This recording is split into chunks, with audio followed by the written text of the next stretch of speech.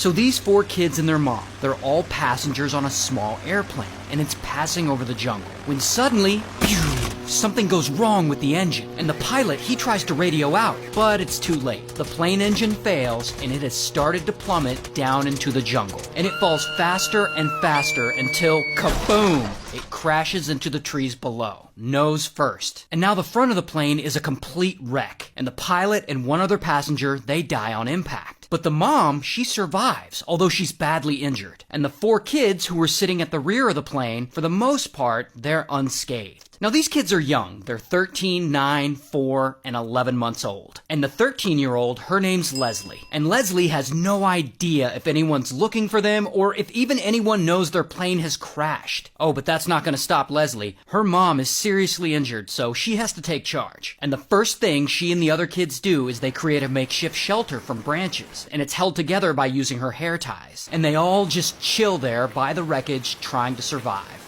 4 days later, unfortunately, Mom passes away due to her injuries. So now it's just the 4 kids out there, all by themselves. And Leslie knows they need to leave soon and get away from the dead bodies, because the scent will likely attract dangerous animals. So the 4 kids leave, and they walk, and they walk, and they hide when they think danger is near. And Leslie finds fruit along the way so they can eat, and they had taken a bag of yucca flower from the plane wreckage that they had been dissolving in water so they can feed it to the youngest, the 11-month-old, and they're constantly just walking and taking turns carrying the baby. And it's the jungle, so of course it rains and their clothes are always wet, and at night the temperature drops dramatically, so they're all cold as fuck. Meanwhile, back in civilization, people are worried about the passengers on that plane. Luckily, the pilot's message was heard as the plane was going down and before it fell off the radar. So they hear this message and they start a search effort right away. But because the plane crashed in the thickest part of the jungle, this search for the wreckage is not going to be easy. So the Colombian military ends up getting involved, and they dedicate a ton of resources to this. They're sending reconnaissance flights, they're using infrared sensors and satellite imagery to try and find the plane under all the trees. They even send 110 special forces on the ground to try and look for this plane. And they still can't find it. And interestingly enough, the jungle is almost too dangerous for these special forces. It's always raining, so their clothes are soaked, and they keep running out of food, and they're constantly dodging wild animals and venomous snakes. But then, local indigenous people get involved, and they start searching for the kids, since they're more familiar with the area. And they have a more spiritual approach to the search, taking ayahuasca, hoping it will point them in the right direction. Now, I don't know if that actually helped much, but I'm sure they had a really good time. But at this point, 2 weeks have gone by, and these kids are still out there. And finally, some indigenous people find the crash site. And when the military investigates, the only thing they find are the bodies of the adults. So they're like, where the hell are the kids? Now, while this is going on, the kids themselves make this search really difficult. Because not only are they out in the middle of nowhere, but they're also intentionally hiding. Because they're scared, and also because Leslie knows that parts of the jungle are populated with rebel militia groups, who aren't very friendly to outsiders. So when they hear anyone coming, they hide. Plus, these kids aren't your regular iPad kids. They're actually indigenous Watoto people, and they learn hunting and fishing and jungle survival at an early age. They were basically raised in areas of the jungle, so they're very good at hiding and very good at staying on their feet. So the military is having a really tough time finding these kids. So they go and get creative. They have helicopters go up and drop 10,000 leaflets with survival tips written on them for the kids and telling them to stay put. They also record the kids' grandmother telling them to stay in one place so they can be rescued, and then they blare that message through loudspeakers. But none of that works, and no one can find these kids. And at this point, they've all been out there for over 5 weeks, and people are starting to wonder if they'll ever find them.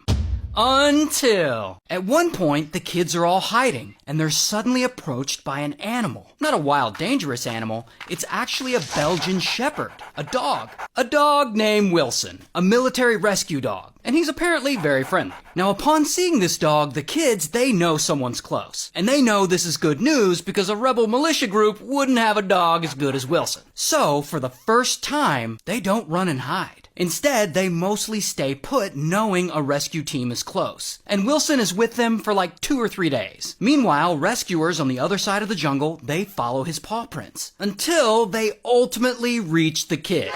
And so finally, on their 40th day in the jungle, Soldiers find Leslie and her siblings, and they're tired, and they're starving, and at this point they're basically wearing rags, but they're safe. However, there is some bad news. Unfortunately, before the kids were rescued, they got separated from Wilson. And the poor dog, he got lost in the jungle, and he was never found again. R.I.P. Wilson. One night, a man calls police, and he's panicking, and he tells them his fiancée has gone missing. She went for a jog one night like she normally does, and then she just vanished and never came home. And he is convinced that something really bad has happened to her. So police, they hear this and they spring into action. I mean, this immediately launches a manhunt, and people in the community, they quickly organize. They're making phone calls and putting up flyers. And by the next day, 250 volunteers are actively looking for this missing woman. And they're combing the area for any sign of her. But so far, nothing. Now, the woman who's gone missing, her name's Jennifer. And Jennifer is about to get married to the guy who called the police, this guy, John Mason. And it was about to be a big wedding. 600 people were invited. She had 14 bridesmaids. But unfortunately, 4 days before the wedding, that's when she went jogging, and that's when she vanished. And so everyone in the community, they rally together and they start looking for her. But still, police have no lead so far. So the FBI has to get involved, and this story makes national news, like everyone's talking about it. And Jennifer's family, like her parents and her fiancé, they're all worried sick. They hold nightly vigils for her. Billboards are put up. They talk to the news and they get on camera begging for the safe return of Jennifer. Jennifer's family even offers a $100,000 reward for any information that helps them find her. But still, they got nothing. No significant evidence, no meaningful leads. Jennifer is just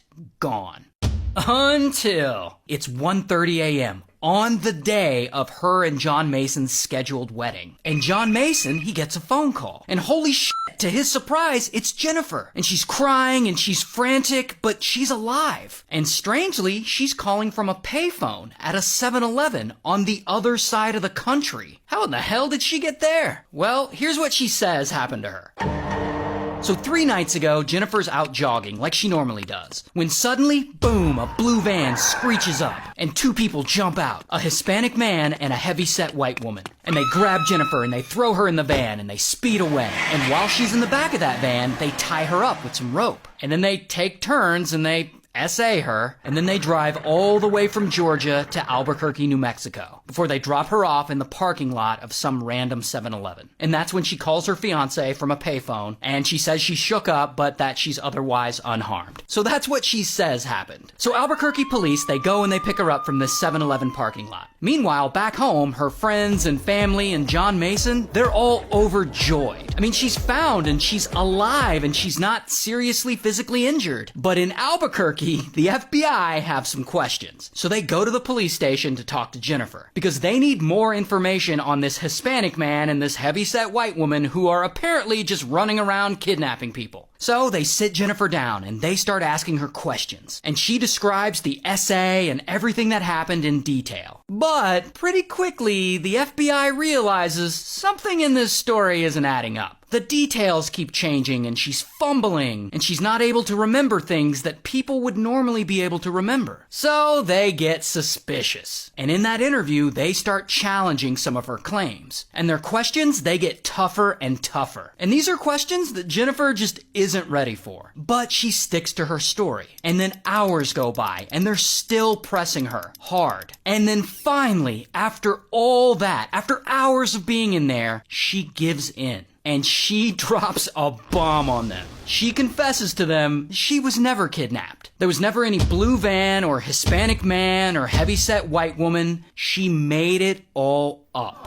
She was just nervous about her 600-person wedding, and she wanted to back out of it. But I guess she didn't have the courage to just go and break it off. So she left town, hopped on a bus to Las Vegas for a couple of days, and then later she went to Albuquerque. A trip just long enough to miss her wedding. And there is where she called her fiancé, John Mason, from a payphone and made up this whole fake kidnapping story. So then what happened to Jennifer? Well, she was not arrested, but she was eventually charged with making false statements to the police and falsely reporting a crime. Here's her mugshot. And she took a plea deal and got 2 years probation and had to pay $13,000 restitution to the city. And I know this is going to shock you, but she and her fiance did not end up getting married. Good for them.